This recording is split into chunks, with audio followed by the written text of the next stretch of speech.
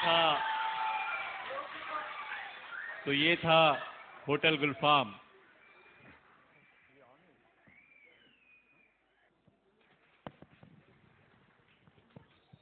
मोअज़्ज़िज़ ख़वातीन हज़रात और हमारे मोअज़्ज़िज़ मेहमान, बहुत ही शुक्रगुज़ार हूँ मैं आप लोगों का कि एक छोटे से फ़नकार को आप लोगों ने इतने बड़े प्रोग्राम में दावत दी। महको तो ऐसे महको कि मदहोश बहारों को होश आ जाए, महको तो ऐसे महको कि मदहोश बहारों को होश आ जाए, और तालियां इतनी ज़ोर से बजाओ कि हम कलाकारों को जोश आ जाए। मैं यहाँ प्रोग्राम करने आ रहा था तो मुझे बहुत जल्दी थी, तो मैं बस स्टॉप पे खड़ा था लेकिन बस नहीं आई। टैक्सी के लिए ढूंढा, टैक्सी नहीं मिली, तो वहाँ से एक ऑटो रिक्शा जा रहा था, बहुत अच्छा डेकोरेशन किया हुआ था। मैंने बोला कि भाई ऑटो रिक्शा वाला भाई, मुझे पाटकर हाल जाना है, आप छोड़ देंगे? तो ऑटो रिक्शा वाले ने बोला बैठ जाओ, और मैं बैठ गया। जैसे ही मैं बैठा तो उसने स्टार्ट, बोला भाई मैं पहली मर्तबा ऑटो में बैठा हूँ, ज़रा संभाल के। तो मैं भी पहली मर्तबा चला रेला हूँ। मेरे से भी आड़ा था, जो मैं बोलता था उसका उल्टा जवाब देता था।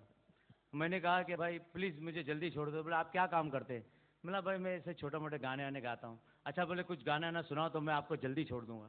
तो मैंने ऑटो रिक्शा में बैठ के उनको एक पुराना गीत सुनाया।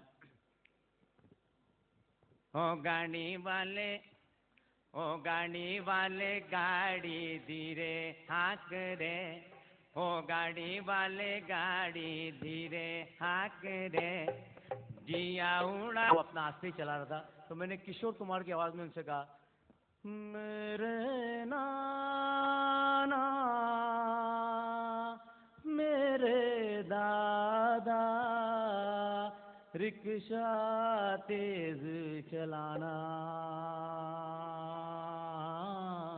मुझको है जल्दी जाना।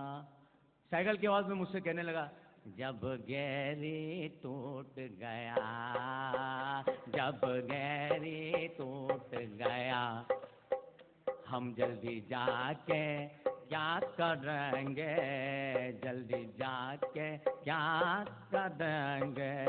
और जब गए, मैंने ऐसे नहीं मानेगा, मैंने मुकेश जी की आवाज़ में उससे कहा, मुझे तुमसे कुछ भी ना चाहिए, मुझे पाटकर हॉल पे छोड़ दो, मुझे पाटकर हॉल पे छोड़ दो, मुझे तुमसे। और पाटकर हॉल जैसे आया और मैं जाने लगा, तो रफ़ी जी की आवाज़ में मेरा हाथ पकड़ के कहने लगा, अभी ना जाओ छोड़ कर के बिल अभी बड़ा नहीं, अभी ना जाओ। बहरहाल पाटकर हाल आ गया मैं अंदर। ट्रेजेडियाँ तो होती रहती हैं, मिमिक्री इसी तरह बनाई जाती है, बनती हैं, थोड़ा कॉमेडी आइटम है। लेकिन मैं आपको बचपन की एक बात बताऊंगा कि बचपन में मैं एक बार छोटा था, बचपन में एक बार मैं छोटा था। तो हमारे मास्टर साहब ने हमसे कहा कि बच्चों आज आप लोग ट्रेन के बारे में कुछ निबंध लिखिए और ट्रेन के बारे में कुछ लिखिए। एक लड़के से कहा बेटे राजू खड़े हो जाओ और ट्रेन के बारे में कुछ लिखो। तो राजू से पूछा, बुलेट लिखा? राजू बोलने लगा, सर ट्रेन के बारे में मैं आपको लिख के बताता हूँ और पढ़ के बताता हूँ। बोले बोलो। सर रामू नाम का एक लड़का था, ट्रेन की पटरी पे से जा रहा था, सामने से ट्रेन आ रही थी, ट्रेन ने कूक करी रामू बाजू हट गया। सर ने बहुत धुलाई की, दे घपा घप। बोले ये कोई निबंध लिखा है, कुछ अच्छा लिख के लाओ, कल मैं फिर सुनूंगा। दूसरे दिन फिर राजू खड़े हो जाओ, लिख के लाए? बोले सर यस सर। अब वो फिर सुना रहे कि सर रामू नाम का एक लड़का था, ट्रेन की पटरी पे से जा रहा था, सामने से ट्रेन आ रही थी, राजू ने कूक किया, ट्रेन बाजू हट गई। मास्टर साहब ने इतना मारा, बच्चों ने सोचा कि मास्टर से कुछ बदला लिया जाए, तो वो अक्सर घर पे साइकिल में जाते थे, तो उनकी साइकिल की लाइट बच्चों ने निकाल दी ताकि वो लाइट निकाल दे तो पुलिस वाला इनको पकड़ ले। मास्टर साहब अपने गाना वाना गाते हुए, अपना गुनगुनाते हुए जा रहे थे, साइकिल उन्होंने स्टार्ट की, उनकी साइकिल में लाइट नहीं थी। अब उन्होंने स्टार्ट की, अपना चले जा रहे हैं, तो हवलदार ने देखा पुलिस वाले ने कि इनकी साइकिल में लाइट नहीं, आवाज़ दी, ओ मास्टर साहब।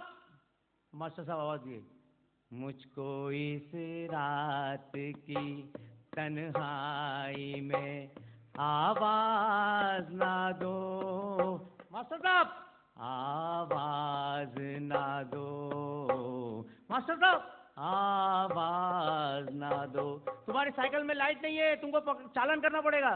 रोशनी हो न सकी, दिल भी जलाया मैंने। मास्टर साहब, मैं परेशान हूँ, मुझे और परेशान न करो। मास्टर साहब, आवाज न दो। Thank you. बहुत, आपकी 15 तालियों का बहुत बहुत शुक्रिया। और मौजूद मेहमान, मैं कुछ फिल्म स्टारों की थोड़ी सी आइटम करूंगा, आपका वक्त ना लेते हुए, क्योंकि हमारे गेस्ट भी आए हुए हैं, उनकी भी मेहमान नवाजी करनी है। और फिर इंशाल्लाह इंटरवल के बाद भी अपना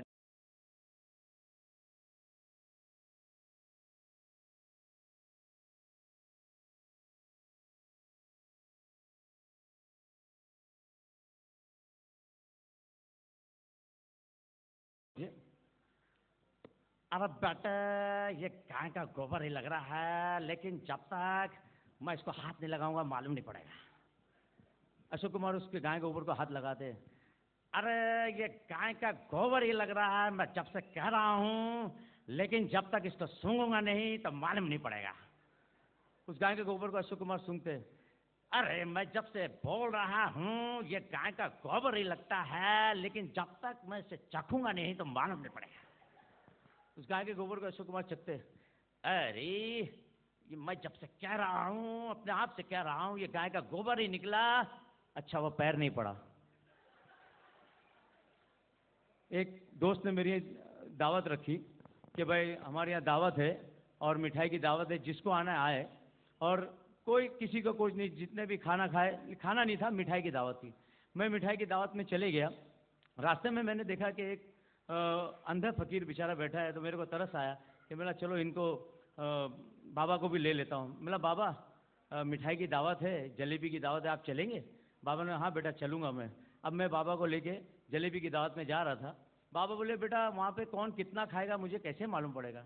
मेरा सिंपल, कोई बात नहीं है, आप जैसी खाना स्टार्ट होगा मैं आपको हल्की कोनी से मार दूंगा, तो आप समझ जाना कि स्टार्ट हो गया। अगर 2-2 खा रहे होंगे तो मैं ज़ोर से कोनी मारूंगा, अगर 3-3 खा रहे होंगे तो और ज़ोर से मारूंगा, तो आप समझ जाना। ठीक है। जैसे हम लोग वहाँ पहुँचे तो इत्तेफाक से अंधे बाबा को अलग कमरे में जगह मिली, मुझे अलग कमरे में जगह मिली। अब जैसे ही अंधे बाबा बैठे, बाजू वाले की कोनी लग गई इत्तेफाक से, तो अंधा समझा कि शुरू हो गए। उन्होंने शुरू कर दिया, तो बाजू वाला देखे मना कर रहा है, तो वो समझे 2-2 शुरू हो गए, वो 2-2 खाना शुरू कर दिए। उसको और गुस्सा आया कि इसको मना कर रहा हूँ फिर भी और जोर से, तो वो 3-3 खाना शुरू कर दिए। बाजू वाले को गुस्सा, एक जोरदार लात में ढाक करके, तो अंधा बोलता खबरदार सब मेरा है। गाने की कुछ बात करूंगा कि गाने पहले हुआ करते थे, वो गाने और थे, आज के गाने कुछ और हैं, उसका मज़ा कुछ और था। इसका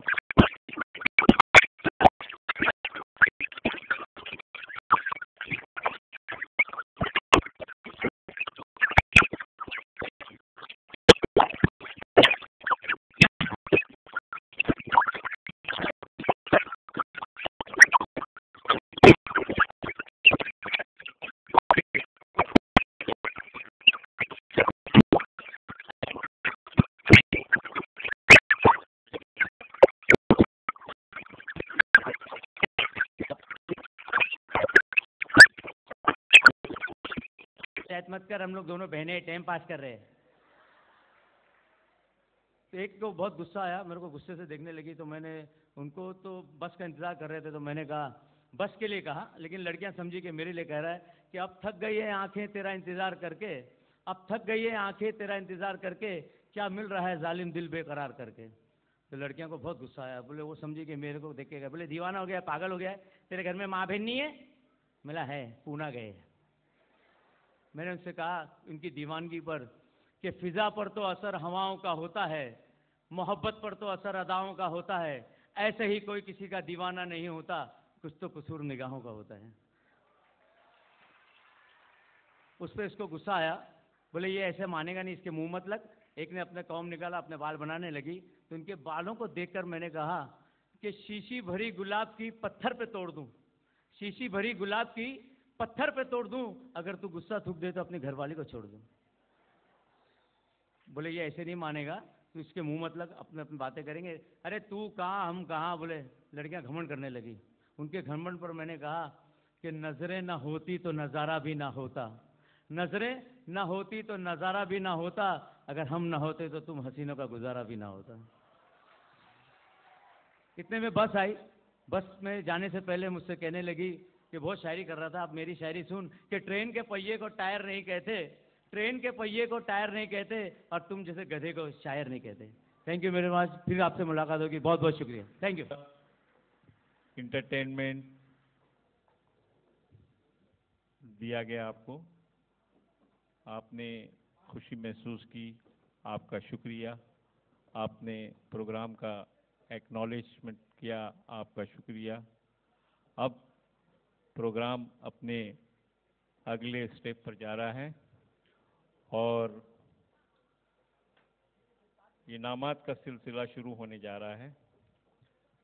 मैं इनामात के सिलसिले को आगे चलाने के लिए नर्सिंग डिवीज़न के हेड मोहम्मद हुसैन पटेल साहब और मोहम्मद हुसैन पटेल साहब वाइस प्रेसिडेंट एम्बुलेंस सोसाइटी,